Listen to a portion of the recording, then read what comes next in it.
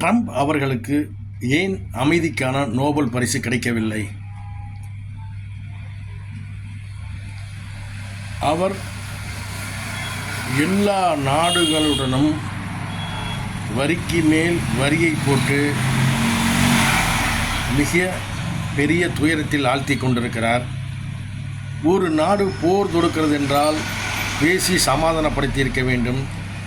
அதை விடுத்து அந்த நாட்டுக்கு ஆயுத சப்ளை பணம் கொடுத்து உதவி செய்கிறார். அப்படி அவர் கொடுத்து உதவி செய்தால் என்ன நடக்கும்?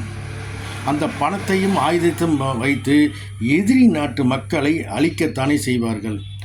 அதை ஏன் ட்ரம்ப் அவர்கள் உணரவில்லை? அந்த பணத்தையும் ஆயுதத்தையும் வைத்து எதிரி நாட்டு மக்களை அழிப்பார்கள், கட்டடங்களை தூளாக்குவார்கள். மிகப்பெரிய பொருளாதார சீரழிவு, மக்கள் இறப்பு, குழந்தைகள் தவிப்பு, பெரியவர் முதியவர் மருத்துவ உதவி இல்லாமல் அவதிப்படுகிறார்கள். இதையெல்லாம் ட்ரம்ப் விரும்புகிறாரா? விரும்புவதால் தானே ஆயுதத்தையும் பணத்தையும் வாரி வாரி வழங்குகிறார். அப்புறம் எப்படி அமைதிக்கான நோபல் பரிசு கிடைக்கும்? சரி, நோபல் பரிசு வேண்டுமென்றால் உலக நாடு தலைவர்கள், பிரதமர்கள் அனைவரையுமே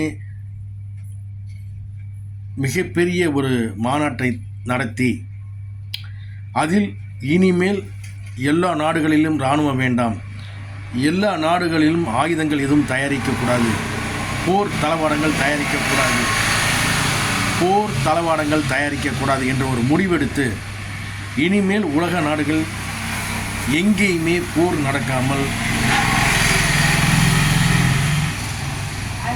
போர் நடக்கக்கூடாது என்று முடிவெடுத்து அனைத்து தலைவர்களும், பிரதமர்களும், அதிபர்களும் கையெழுத்திட வேண்டும்.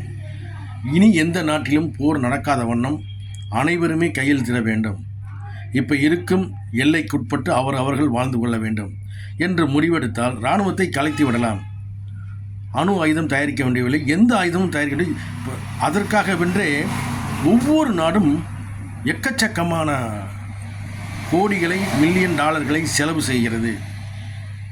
அந்த பணத்தை நாட்டின் வளர்ச்சிக்கு பயன்படுத்தலாமே. தேவையில்லாமல் இன்னொரு நாட்டை அழிப்பதற்கு அந்த பணம், ஆயுதங்கள், உதவி அது தேவையில்லை. அதை ஒரு நாட்டை அழித்து என்ன செய்ய போகிறீங்க? என்ன பண்ண போகிறீங்க? என்ன வாழ போகிறீங்க? ஏன் மக்களை கொலை செய்ய வேண்டும்? இன்னொரு நாட்டு மக்களை கொலை செய்து நீங்கள் நிம்மதியாக வாழ்ந்து விடுவீர்களா? யோசிக்க வேண்டும்ல. அதனால் மிகப்பெரிய ஒவ்வொரு நாடும் மிகப்பெரிய இராணுவத்துக்கென்றே எக்கச்சக்கமாக பொருள் செலவு செய்கிறீர்கள். அதையெல்லாம் விடுத்து சமூகமாக இனி போர் வேண்டாம், இராணுவம் வேண்டாம் என்ற முடிவெடுத்து போரே வேண்டாம்